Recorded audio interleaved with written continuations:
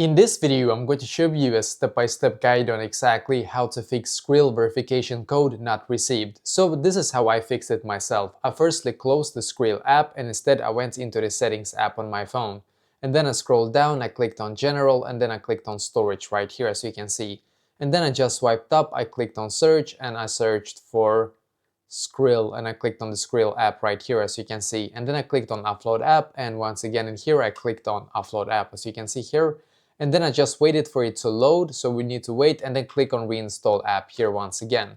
So now just wait for the loading process here to finish for the Skrill app and then go back and try once again. If this is still for some reason you're not getting the verification code, make sure to double check so the number that you have actually provided with them, with also the country code, that everything is correct. And if it is correct and you're still not getting anything, try like this. Swipe up on your phone, click on the airplane mode here and then disable it after like 5 to 10 seconds and try once again and hopefully now it's going to be fixed for you as well.